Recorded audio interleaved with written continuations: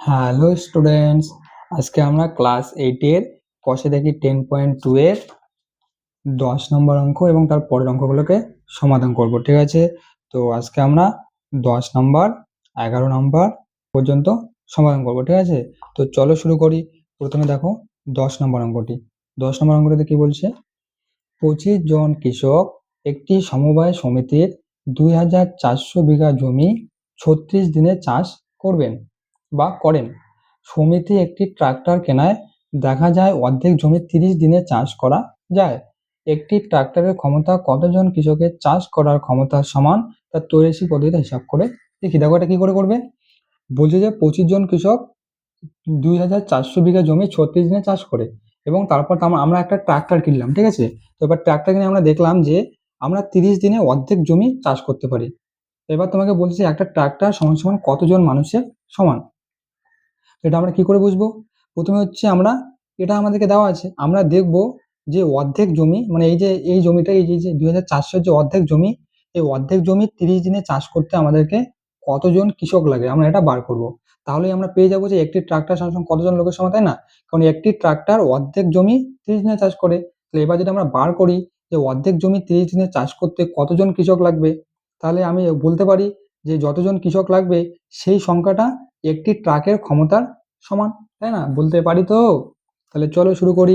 প্রথমে তোমরা তোমাদের ডায়লগটা লিখে ফেলবে। কি ডায়লগ? কোনো মুভির ডায়লগ নয়, শাহরুখ খানের ডায়লগ নয়। ঠিক আছে, এখানে হচ্ছে তোমার ডায়লগ কি, তোমাদের ডায়লগ হচ্ছে গণিতের ভাষায়। গণিতের ভাষায় সমস্যাটি হলো, সমস্যাটি হলো কার্টুন দেখো তোমরা, কার্টুন। এবার দেখো এখানে এবার তোমরা কি করবে, এরপর তোমরা হচ্ছে এখানকার বিষয়গুলো লিখে ফেলবে যে কি কি বিষয় রয়েছে আর কি কি বিষয় আমাকে বার করতে হবে। তোমাদেরকে যে বিষয়টা বার করতে হবে সেটা আমরা ডান দিকে লিখবো। দেখো আমাদের এখানে কি বার করতে বলছে, কতজন কৃষক লাগবে, মানে কৃষকটা আমাকে বার করতে বলছে, কৃষকটাকে আমি ডান দিকে লিখবো। ঠিক আছে, তো চলো এখানে আমি প্রথমে লিখে ফেলি। কি লিখবো আমি প্রথমে? প্রথমে লিখবো আমি জমির পরিমাণ। জমির পরিমাণ, জমির পরিমাণ কি, ব্র্যাকেটে হচ্ছে বিঘা। ঠিক আছে, এককটা হচ্ছে বিঘা। তারপর কি, তারপর হচ্ছে দিন, সময়টা। তারপর কি হয়েছে, তারপর রয়েছে কৃষক। কৃষক ব্র্যাকেটে হচ্ছে জন। ঠিক আছে, এরপর তোমরা লিখে ফেলো। দেখো কি কি দেওয়া আছে কোশ্চেনে, সেগুলো লিখে ফেলো। বলছে কি 25 জন কৃষক 2400 বিঘা জমি 36 দিনে চাষ করে। কতগুলো জমি? 2400 বিঘা। কত দিনে চাষ করে? 36 দিনে। কতজন কৃষক? 25 জন কৃষক। এবার আমরা বার করবো, বলছে যে অর্ধেক জমি 30 দিনে চাষ করা যায়। তাহলে অর্ধেক জমি কত? 2400 অর্ধেক কত হয়? অর্ধেক মানে হচ্ছে 2 দিয়ে ভাগ। তাহলে 2400-কে 2 দিয়ে ভাগ করো, তাহলে অর্ধেক হয়ে যাচ্ছে। তো অর্ধেক হলে কত হয়? অর্ধেক হলে হয় 1200। তোমরা এটা কাটাকাটি করো, দেখবে 1200ই পাবে, বা ভাগ করে দেখতে পারো। তো এবার কত দিনে চাষ করতে বলছে? 30 দিনে। তাহলে এবার হচ্ছে এই 1200 জমি, বিঘা জমি যদি আমি 30 দিনে চাষ করি, তাহলে আমাকে কতজন কৃষক লাগবে এটা আমাকে বার করতে হবে। তো এটা আমি কি করে বার করব? তাহলে তোমরা জানো কি করে বার করতে হয়। প্রথমে আমরা সম্পর্ক লিখবো। তাহলে এক্ষেত্রে সম্পর্ক লিখো, এটার সঙ্গে এটার কি সম্পর্ক, এটার সঙ্গে এটার কি সম্পর্ক। মনে করো এটা নেই, তাহলে বলো এটা আর এটার মধ্যে কি সম্পর্ক। জমির পরিমাণ যদি বেশি হয় তাহলে কৃষক বেশি লাগবে না কম লাগবে? মনে করো 10 বিঘা জমি চাষ করতে একজন কৃষক লাগে, তাহলে এবার 20 বিঘা জমি চাষ করতে কৃষক বেশি লাগবে না কম লাগবে? বেশি লাগবে। তাহলে হচ্ছে জমির পরিমাণ যত বেশি হবে কৃষক তত বেশি লাগবে।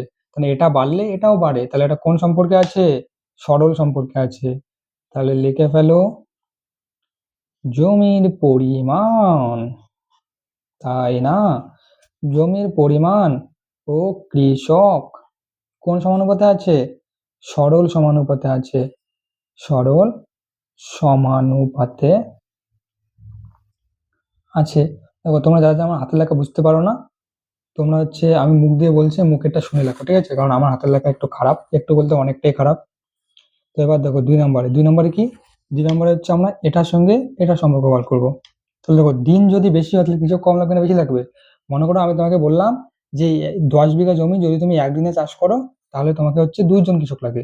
তাহলে এবার হচ্ছে 10 বিঘা জমি যদি তুমি 2 দিনে চাষ করো তাহলে নিশ্চয়ই তোমাকে কৃষক কম লাগবে, তাই না? এবার তাহলে দিন যত বেশি লাগবে কৃষক তত কম লাগবে। তাহলে দিন বাড়লে কৃষক কমে যাবে আর দিন কমলে কৃষক বাড়বে, তাই তো? তাহলে এটা কোন সম্পর্ক? ব্যস্ত সম্পর্ক। তাহলে লেখো যে দিন ও কৃষক কোন সম্পর্কে আছে? ব্যস্ত সমানুপাতে আছে, সমানুপাতে আছে।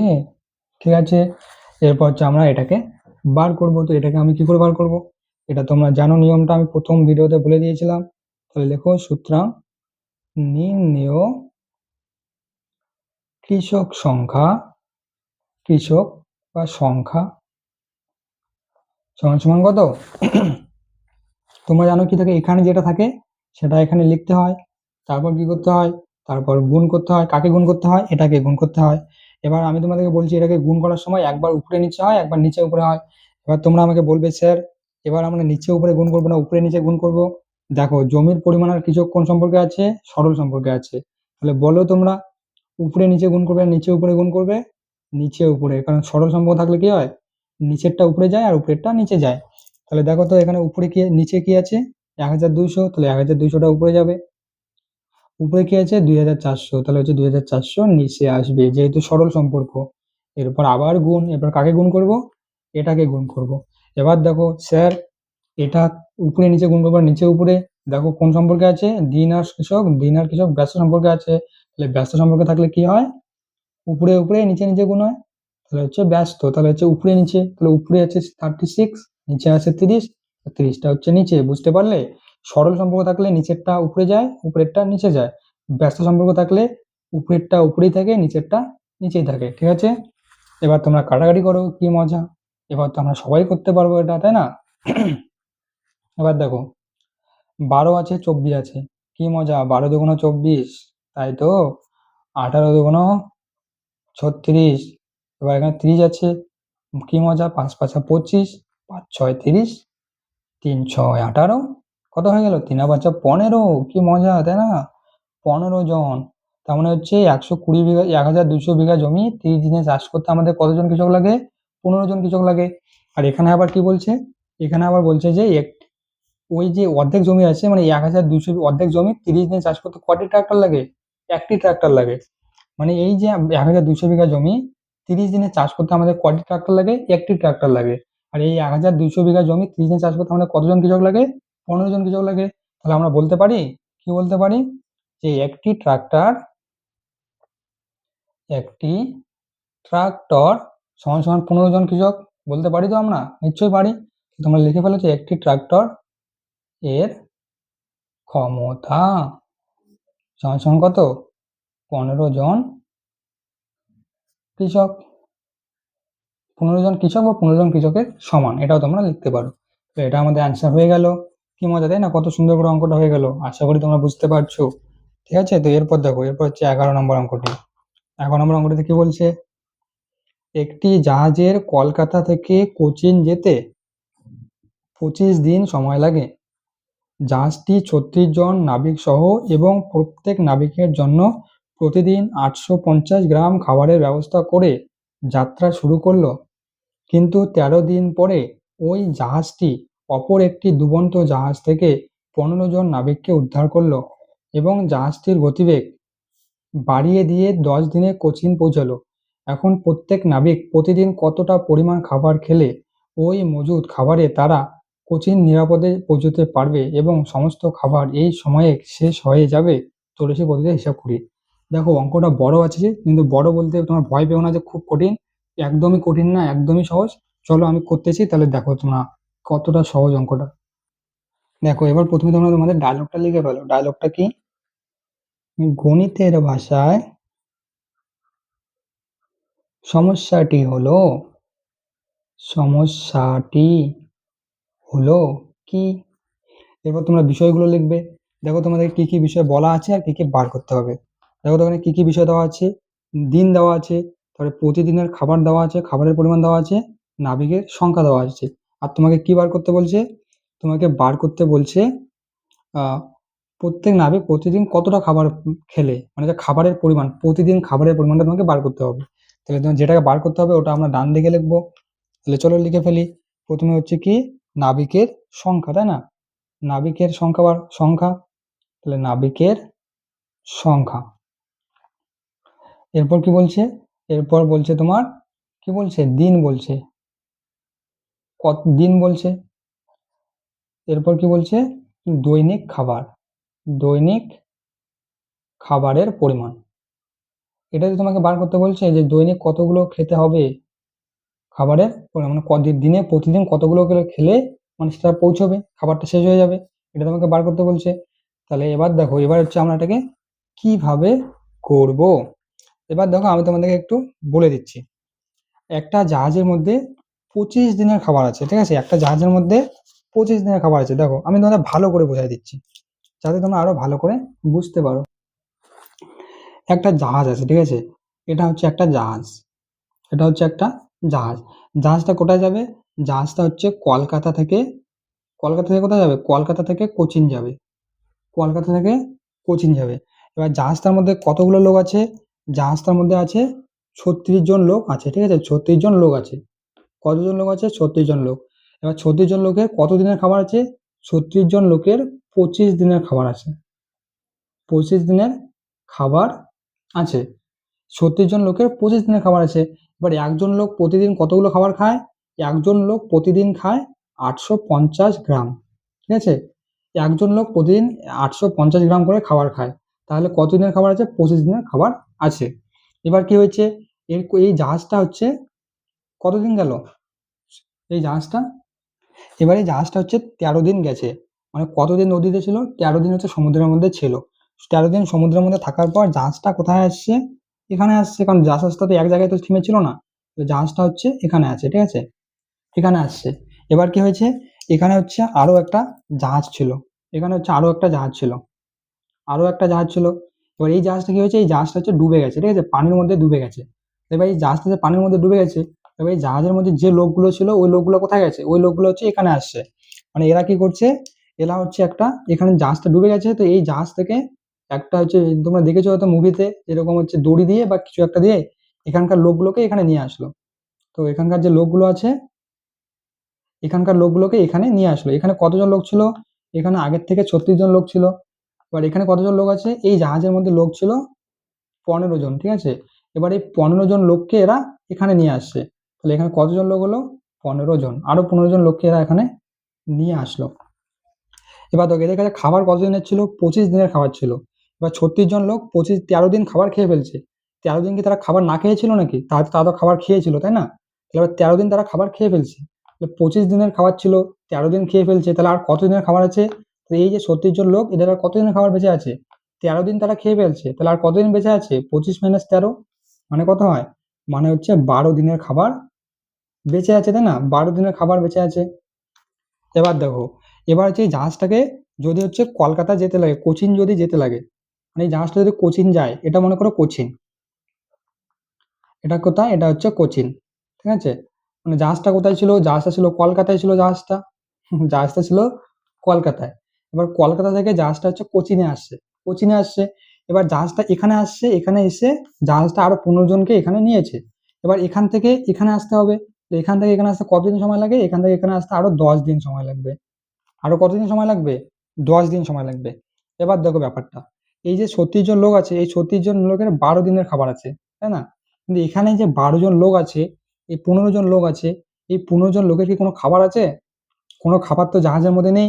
কারণ যখন এরা এই জাহাজ থেকে এই জাহাজে এসেছিল, তারা শুধু এই জাহাজ থেকে এই জাহাজে এসেছিল, তারা কিন্তু এই জাহাজ থেকে এই জাহাজে খাবার নিয়ে কিন্তু আসেনি।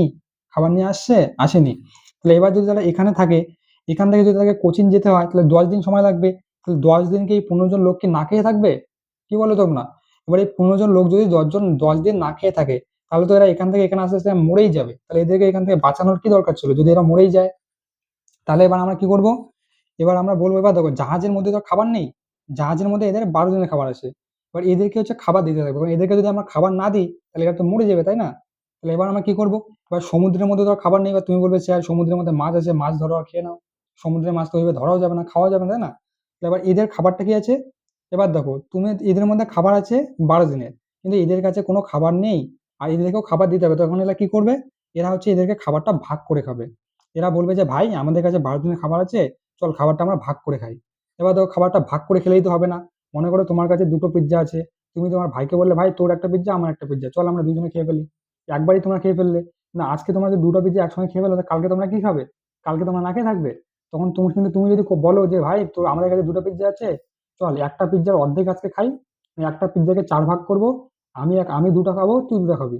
তারপরে কালকে পিজ্জাটাকে আরো 2 ভাগ করে তুই 1 ভাগ আমি 1 ভাগ খাবো। তাহলে আমাদের 2 দিন যাবে। তাহলে এবার এই যে 36 জন লোক আছে, এদের যে 12 দিনের খাবার আছে, এরা এই 15 জন লোককে বললো যে ভাই চল আমাদের কাছে যে খাবারটা আছে এই খাবারটা আমরা ভাগ করে খাই।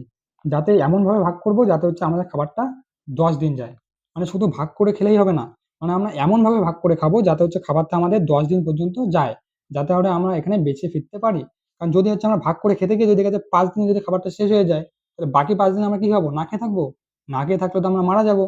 তাই এরা কি বলছে যে ভাই আমাদের যে খাবারটা আছে এই খাবারটা আমরা সবাই মিলে ভাগ করে খাবো, কিন্তু আমরা এমন ভাবে ভাগ করে খাবো যাতে আমরা 10 দিনের মধ্যে এখানে পৌঁছে যাই, মানে 10 দিনের মধ্যে যাতে আমার খাবারটা শেষ হয়ে যায়। তাহলে এবার বলো তো, এদের কাছে একজনে প্রতিদিন কতগুলো খাবার খেত? 750 গ্রাম খাবার একদিনে খেত। এবার বলো, এখানে যখন লোক বেড়ে গেছে, 36 জন ছিল এখানে, এবার এখানে তো 36 জন লোক নেই, 36 + 15 বেশি লোক হয়ে গেছে। তাহলে এবার যখন লোক বেশি হয়ে যাবে, তখন এরা প্রতিদিন একজনে কি 850 গ্রাম করে খেতে পারবে? বলো। যদি তাহলে একজনে যদি 850 গ্রাম করে খায়, তাহলে তো এদের খাবার তো কুলাবেই না, তাহলে তো মানে 2 দিনের মধ্যে খাবার শেষ হয়ে যাবে। তখন এরা কি করবে? মানে এখানে এখানে ওরা একদিনে 850 গ্রাম করে খেত, কিন্তু এখানে ওরা একদিনে 850 গ্রাম করে খেতে পারবে না। তাদেরকে কম করে খেতে হবে। তাদেরকে এমন ভাবে খেতে হবে যাতে হচ্ছে 10 দিন পর্যন্ত যায় এবং সবাই যাতে খেতে পারে। যেমন তুমি একটা পিজ্জা যদি তুমি একা খাও তাহলে তুমি গোটাটা একাই খাবে, কিন্তু এবার যদি তুমি 2 জন মিলে খাও তাহলে তুমি কি হবে? বেশি পাবে না কম পাবে? কম পাবে। তেমনি এখানে যে খাবারটা ছিল যখন তারা একা একা খেত, তখন তারা পেয়েছে 850 গ্রাম করে। এবার যখন তারা আরো 15 জন লোক বেড়ে গেছে, তখন তাদের এই খাবারটা কমে যাবে, তাই না? তো এবার এই খাবারটা কতটা হবে, মানে কতটা করে খেলে আমরা 10 দিন খাবারটা থাকবে, অর্থাৎ তারা বেঁচে এখানে ফিরতে পারবে, সেটা হচ্ছে আমাদেরকে বার করতে বলছে, তাই না? আশা করি তোমরা এটা বুঝতে পারছো। এগুলো কিন্তু পরীক্ষায় লিখতে হবে না, আমি তোমাদেরকে জাস্ট বোঝানোর জন্য একটু এভাবে বললাম যাতে তোমরা অঙ্কটা বুঝতে পারো। তাহলে এবার এই কোশ্চেনটার অ্যান্সার আমরা কি করে বার করব? চলো দেখি। দেখো আমরা এটাকে কি করে বার করি। তাহলে এবার দেখো, নাবিকের সংখ্যা কতজন ছিল প্রথমে? দেখো, নাবিকের সংখ্যা প্রথমে কতজন ছিল?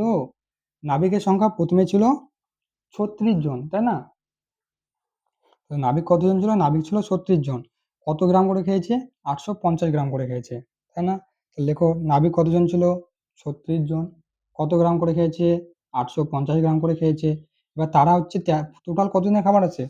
টোটাল হচ্ছে 25 দিনের খাবার আছে, তাই না? টোটাল হচ্ছে 25 দিনের খাবার আছে, 25 দিন। এবং এই 36 জন লোক কতদিন খাবার খেয়ে ফেলছে? এরা হচ্ছে 13 দিনের খাবার খেয়ে ফেলছে, কারণ 13 দিন পর মানে 13 দিনের খাবার খেয়ে ফেলছে।